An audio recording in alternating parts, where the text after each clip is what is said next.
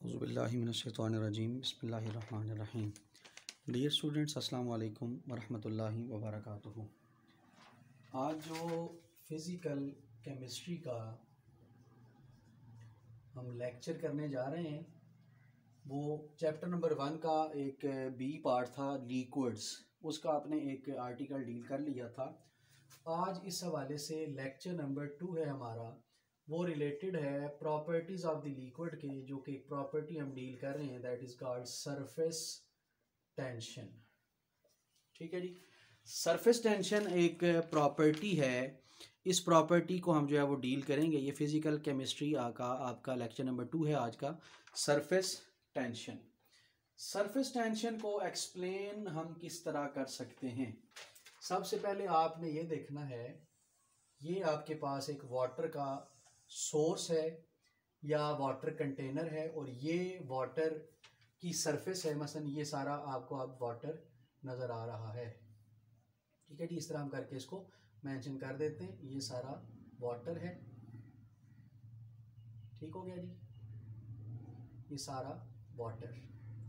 अब हम इसमें क्या चीज़ देखते हैं? इसमें हम ये चीज़ देखते हैं कि जो भी मॉलिक्यूल होंगे लिक्विड की सरफेस पर, मसलन एक मॉलिक्यूल आपका इस तरह इस पोर्शन पर है, ये ठीक है जी, आधा मॉलिक्यूल पानी के अंदर है और आधा मॉलिक्यूल पानी के बाहर है। अब जो मॉलिक्यूल पानी के आधा अंदर और आधा बाहर है, ये और तरह की फोर्स को एक्सपीरियंस करेगा। और यहाँ पर एक मॉलिक्यूल हम और लेते हैं, ये वाला जो मॉलिक्यूल है ये डिफरेंट किस्म की फोर्सेस को अब ऊपर एक्सपीरियंस करेगा। मसलन ये मॉलिक्यूल यहाँ पे मैंने ड्रा किए हैं 6 मॉलिक्यूल, ये इधर भी अट्रैक्ट होगा, ये इधर भी अट्रैक्ट होगा, इधर भी अट्रैक्ट होगा, इधर भी अट्रैक्ट होगा, इधर भी अट्रैक्ट होगा और इधर भी अट्रैक्ट होगा। लेकिन जो ये वाला मॉलिक्यूल है ये एक तो नीचे की तरफ मूव कर सकता है, या राइट जा सकता है, या लेफ्ट जा सकता है, लेकिन ऊपर किसी किस्म की कोई फोर्स या कोई मूवमेंट शो नहीं कर सकता। इसको अगेन आप समझने की ज़रा कोशिश करें। मैं इसको क्लोज कर देता हूँ। अब ज़रा क्लोज में देखिएगा, ये मॉलिक्यूल आपको दिया गया है। अब ये मॉलिक्यूल जो है इन डिफरेंट 6 मॉलिक्यूल्स के जरिए अट्रैक्ट हो सकता है, मुख्तलिफ डायरेक्शंस में जा सकता है। लेकिन ये वाला जो मॉलिक्यूल है जो कि पानी की सरफेस के ऊपर है, आधा नीचे आधा ऊपर की तरफ राइट जा सकता है, लेफ्ट जा सकता है, या डाउनवर्ड जो है ये अपनी मूवमेंट को शो कर सकता है, लेकिन ऊपर की तरफ ये शो नहीं कर सकता। ये बेसिकली मॉलिक्यूल है at the surface of the liquid, at the surface of liquid. ठीक है जी, और ये बेसिकली कहां पे है? इन, या यूं ले लें, इन वाटर। ये वाटर के अंदर जो है वो लिक्विड आपका प्रेजेंट है। लिक्विड वाटर ले लें या कोई सोप ले लें या कुछ भी ले लें, ये बेसिकली किसी सिस्टम के अंदर है, इनसाइड द सिस्टम आप कह सकते हैं इसको। ठीक है जी, इनसाइड द सिस्टम। तो ये हम इसका एक ओवरव्यू यहाँ पे करने जा रहे थे। अब इसको थोड़ा सा मैं अपनी असल लोकेशन पे ले आता हूँ वापस, जो उसकी थी। अब आप देखें कि ये जो मॉलिक्यूल था ये सरफेस के ऊपर था, ठीक है, और आधा सरफेस के ऊपर आधा सरफेस के नीचे, और ये मॉलिक्यूल जो था वो इनसाइड था। अगर हम इस मॉलिक्यूल को बाहर निकाल दें, सरफेस से बाहर चला जाए, तो ये जो भी आपको यहाँ पे सर्कल नजर आ रहे हैं, ये जो मॉलिक्यूल्स हैं, these molecules are called vapours. इनको क्या कहा जाएगा? वेपर्स कहा जाता है। जब सरफेस छोड़ जाएंगे तो ये क्या बन जाएंगे? वेपर बन जाएंगे। जो मॉलिक्यूल इनसाइड है it is attracted in all direction. ठीक है जी, अब यहां पे हम बना लेते हैं, molecule inside is attracted in all direction, in all direction. ये आपको नजर आ रहा है हर डायरेक्शन में ये मूव कर रहा है। तो जो नेट फोर्स होगी वो क्या होगी? 0। Net force is equal to 0। यानी इसके ऊपर किसी किस्म की कोई फोर्स नहीं लगेगी, जो नेट फोर्स है उसका जो सम है वो क्या होगा, जीरो होगा। लेकिन जो मॉलिक्यूल की सरफेस पे आपको, जो मॉलिक्यूल आपको सरफेस पे नजर आ रहा है वो नेट इनवर्ड अट्रैक्शन महसूस करेगा। ये जो आपका सरफेस पे है molecule, a molecule at surface experienced net inward attraction, ये नेट इनवर्ड अट्रैक्शन को फील करेगा, नेट इनवर्ड अट्रैक्शन को फील करेगा। अब ये जो नेट वर्ड अट्रैक्शन को फील कर रहा है तो यूं लगेगा it behaves as this molecule is in tension. तो यूं लगेगा कि ये मॉलिक्यूल क्या है, टेंशन में है। इस मॉलिक्यूल पर खिंचाव की एक फोर्स लग रही है, इस मॉलिक्यूल के ऊपर जो है वो टेंशन वाली फोर्स एक्ट कर रही है। This property of liquid is called surface tension. This property of liquid is called surface tension। ठीक है जी, इसको क्या कहा जाएगा, सरफेस टेंशन कहा जाएगा। और सरफेस टेंशन को हम डिनोट करते हैं, रिप्रेजेंट करते हैं, रिप्रेजेंटेड बाय गैमा। ठीक है जी, इस सिंबल से इसको जो है वो रिप्रेजेंट किया जाता है। और ये सरफेस टेंशन बेसिकली होता क्या, surface tension gamma is equal to force on any length. ठीक है, फोर्स ऑन लेंथ जो भी होगा इसको हम क्या नाम देते हैं, गैमा का नाम देते हैं, सरफेस टेंशन का नाम देते हैं। और इसका यूनिट जो निकलेगा, इसका यूनिट हम लिख लेते हैं यहाँ पे, यूनिट इसका होगा न्यूटन पर मीटर, और इसको डाइन्स पर सेंटीमीटर भी कहा जाता है।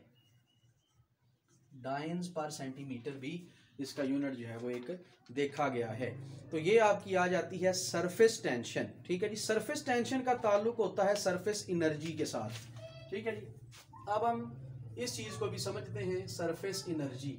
अगर सरफेस एनर्जी आपको समझ आ जाती है तो आप इजीली सरफेस टेंशन को एक्सप्लेन कर सकते हैं। हमें सरफेस एनर्जी की क्यों जरूरत पड़ी है, आप जरा इस चीज पे गौर करें।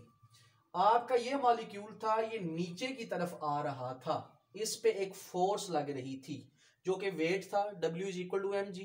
अट्रैक्शन नीचे की तरफ थी। आपने इस मॉलिक्यूल को ऊपर की तरफ लेके जाना है, वेपर्स की फॉर्म में लेके जाना है, तो आपको इस फोर्स से ज्यादा फोर्स लगानी पड़ेगी, तब ये मॉलिक्यूल अपनी सरफेस को छोड़ के ऊपर जाएगा। एक फोर्स नीचे खींच रही है और ये ऊपर की तरफ जो है वो खुद को होल्ड किए हुए है ताकि नीचे ना जा सके, तभी मॉलिक्यूल आधा जो है वो सरफेस के अंदर है और आधा सरफेस के बाहर है। तो इसके अंदर जो चीज अब जनरेट होगी दैट इज कॉल्ड पोटेंशियल। आपने काम किया, इस पे काम क्या किया, इसको नीचे खींच रहे हैं और ये ऊपर की तरफ जा रहा है। आप इसको नीचे खींच रहे हैं, ये पुश ऊपर की तरफ हो रहा है। जो आप वेट के अगेंस्ट फोर्स लगा रहे हैं वो इसके अंदर क्या जनरेट करेगा, पोटेंशियल जनरेट करेगा, that is called potential energy. अब इसके अंदर जो एनर्जी यहाँ पे बनेगी वो कौन सी होगी, पोटेंशियल एनर्जी। और ये पोटेंशियल एनर्जी कहाँ पे है, ये है सरफेस के ऊपर पोटेंशियल एनर्जी, सरफेस के ऊपर पोटेंशियल एनर्जी। और इसी सरफेस के ऊपर पोटेंशियल एनर्जी को हम सरफेस एनर्जी का भी नाम देते हैं। ठीक है, इसी सरफेस पोटेंशियल एनर्जी को हम किस चीज का नाम देंगे, सरफेस एनर्जी का नाम देंगे। ठीक है जी, अब हम यहाँ पे क्या देखते हैं कि ये जो पोटेंशियल एनर्जी है इसको सरफेस एनर्जी भी कहा जाता है, इसको सरफेस पोटेंशियल एनर्जी भी कहा जाता है, क्योंकि जो आधा मॉलिक्यूल था वो सरफेस पे था और उसकी जो सरफेस एनर्जी थी उसी को हमने क्या नाम दिया, उसी को हमने पोटेंशियल एनर्जी का नाम दिया। अगर यही सरफेस एनर्जी डबल कर दी जाए, आप जरा गौर कीजिए, ये मॉलिक्यूल सरफेस के आधा ऊपर था और आधा नीचे था, इसके अंदर सरफेस एनर्जी थी, that is called potential surface energy. ठीक है, अगर आप इस मॉलिक्यूल को वेपर्स में कन्वर्ट करना चाहते हैं तो आपको क्या करना पड़ेगा, सरफेस एनर्जी को 2 से मल्टीप्लाई करना पड़ेगा, मतलब सरफेस एनर्जी से ज्यादा एनर्जी लगानी पड़ेगी, सरफेस एनर्जी से डबल एनर्जी लगानी पड़ेगी। जब डबल एनर्जी लगाएंगे तो ये मॉलिक्यूल एस्केप आउट कर जाएगा in the form of vapours, in the form of vapours. तो बेसिकली सरफेस एनर्जी अब होती क्या है, सरफेस एनर्जी ये है कि it is the potential energy of the molecule, potential energy of molecule which help molecule to remain on surface, which help molecule to remain on surface, and not go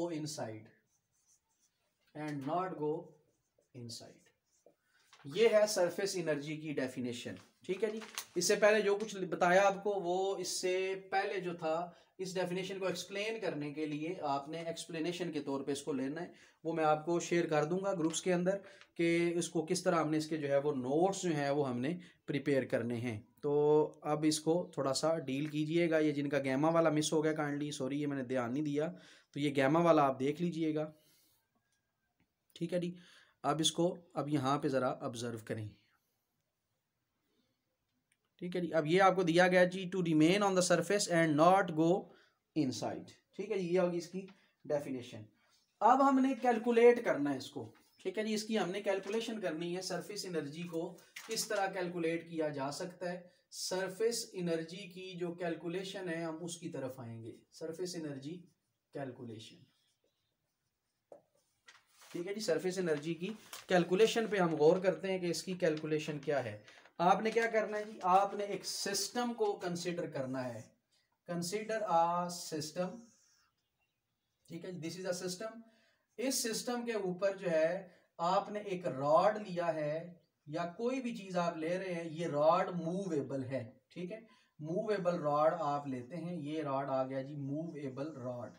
इस rod को बेशक आप इस तरह करके मेंशन कर दें। ठीक है जी, ये रॉड आप क्या है, आपका मूवेबल रॉड है।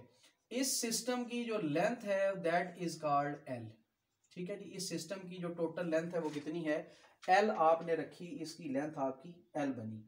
और ये जो मूवेबल है आप इसको अपनी मर्जी से एडजस्ट कर सकते हैं। ठीक है जी, ये आपने एक सिस्टम लिया, उस सिस्टम के ऊपर आपने एक रॉड लिया जो कि मूवेबल था, इसको मूव किया जा सकता था।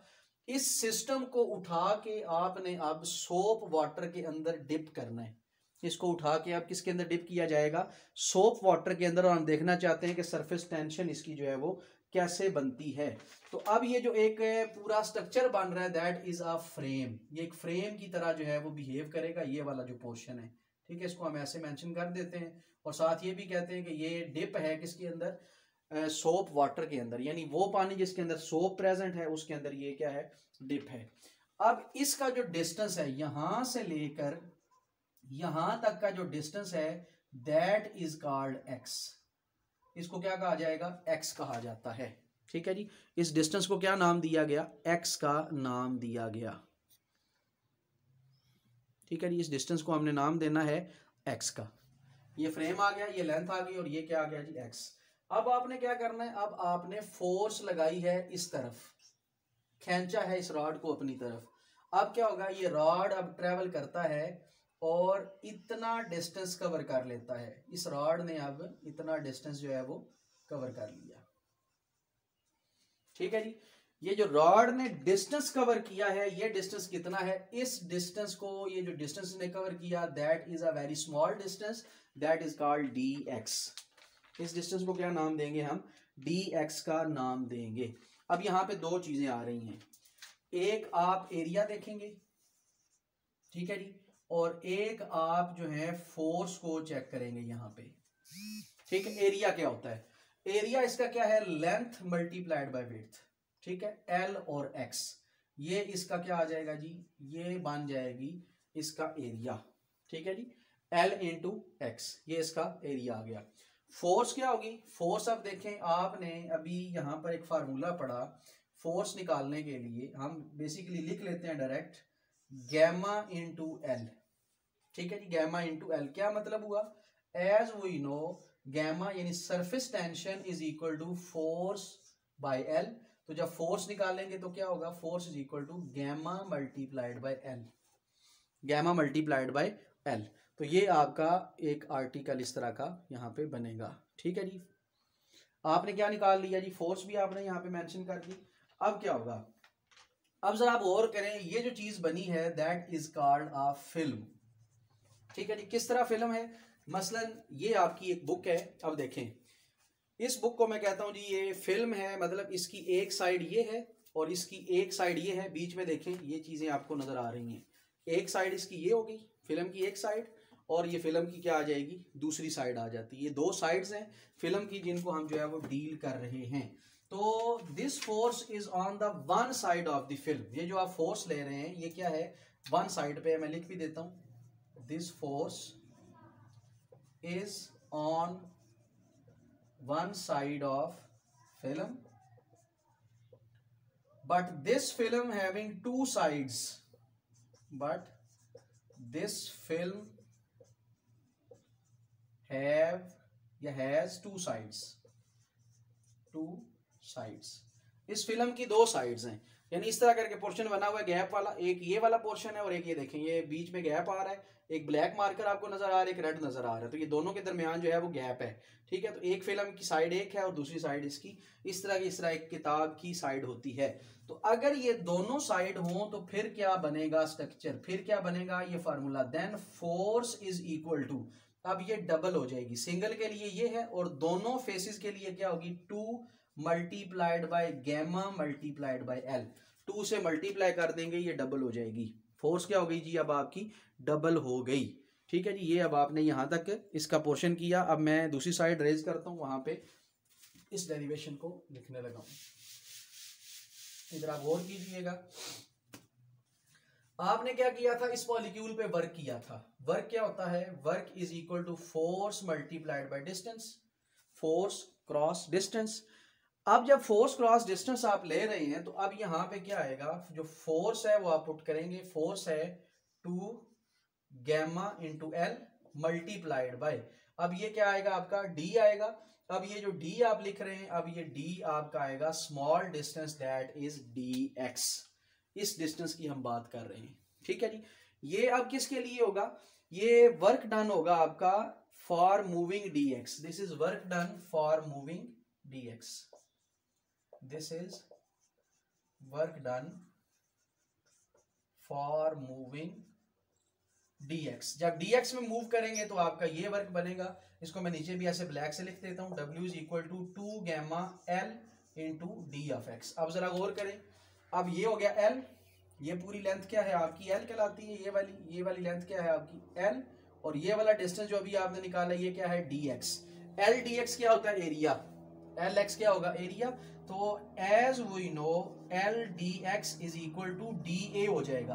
अब ये स्मॉल एरिया, क्योंकि ये पूरा एरिया ए था और ये वाला एरिया क्या होगा, अब ये डी ए हो जाएगा, और ये क्या था आपका टोटल ए कैपिटल ए था। ठीक है, ये आपका कैपिटल ए था और ये वाला आपका जो ए है ये स्मॉल एरिया है, इसलिए हमने इसको डी ए रखा। L multiplied by D x क्या हो जाएगा डी ए, तो ये वैल्यू उठा के यहाँ पे पुट करें तो W is equal to 2 gamma, अब क्या इसकी वैल्यू बन जाएगी यहाँ पे, अब आ जाएगा डी ए। ठीक हो गया जी, अब ये क्या बन जाएगा डी ए। अगर आपने लेना है कंप्लीट के लिए, यहां तक का जो अगर आप लेते हैं पूरा, ठीक है, कंप्लीट के सॉरी यहां तक अगर आप कंप्लीट के लिए लेते हैं तो फिर क्या होगा, work done for complete formation of surface, work done for complete formation of surface. Complete formation of surface के लिए जब आप लेते हैं तो उस वक्त ये क्या बनेगा, with width x, with width x, इस मॉलिक्यूल की बात की, इस एरिया की बात की जा रही है, तो W इज इक्वल टू होगा 2 गैमा ए हो जाएगा। अब D खत्म हो जाएगा, पीछे क्या रह जाएगा A, क्योंकि अब आप पूरा ले रहे हैं, 2 गैमा A बन जाएगा। तो ये आपका आ जाता है कैलकुलेट करना सरफेस एनर्जी को। जब आप सरफेस एनर्जी को कैलकुलेट कर सकते हैं तो आप इसी से सरफेस टेंशन को भी डील कर सकते हैं। सरफेस टेंशन बेसिकली वो वर्क है जो उसको सरफेस के ऊपर होल्ड रखने के लिए किया जाता है, that is called surface tension. हम सरफेस टेंशन की यहाँ पे डेफिनेशन भी लिख लेते हैं। ठीक है जी, इसको मैं रेज कर देता हूँ। सरफेस एनर्जी की आपने डेफिनेशन लिख ली, अब आप सरफेस टेंशन की डेफिनेशन पे आ जाए। It is the amount of work, surface tension की definition, it is amount of work required to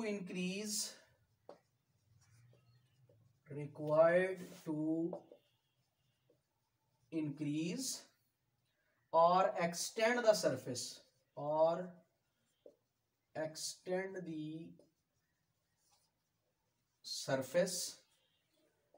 by 1 unit is called surface tension। इसे क्या कहा जाएगा? सरफेस टेंशन कहा जाता है। आपके काम की वो अमाउंट जो कि सरफेस एरिया को एक्सटेंड कर दे। अब जरा ध्यान दें किस तरह, जितने मॉलिक्यूल बढ़ते जाएंगे सरफेस एरिया बढ़ता जाएगा। जितने मॉलिक्यूल आप ज्यादा लेंगे एट द सरफेस जितने मॉलिक्यूल ज्यादा आएंगे सरफेस एरिया बढ़ता जाएगा। और वो फोर्स जो नीचे से मॉलिक्यूल को उठा के, मसलन यहाँ पे ये मॉलिक्यूल पड़े हुए हैं रेड कलर के 3 मॉलिक्यूल, आप इनको उठा के यहां तक लाना चाहते हैं, आपको काम करना पड़ेगा। ये वो वर्क है जो आप इन तीनों मॉलिक्यूल्स को उठा के ऊपर की तरफ लेके जा रहे हैं, जिससे सरफेस एरिया एक यूनिट बढ़ रहा है, एक यूनिट इंक्रीज कर रहा है। इस फोर्स को हम क्या कहते हैं? सरफेस टेंशन का नाम देते हैं। It is denoted by gamma which is equal to F/L। इसका यूनिट हम डिस्कस कर चुके हैं, न्यूटन पर मीटर, और इसका दूसरा यूनिट हमने कहा था डाइन्स पर सेंटीमीटर क्यूब। यही होता है जी, डाइन्स पर सेंटीमीटर, ये हमने सॉरी पर सेंटीमीटर लेना, डाइन्स पर सेंटीमीटर। ठीक है जी। अब हम देखेंगे इफेक्ट ऑफ टेम्परेचर क्या है।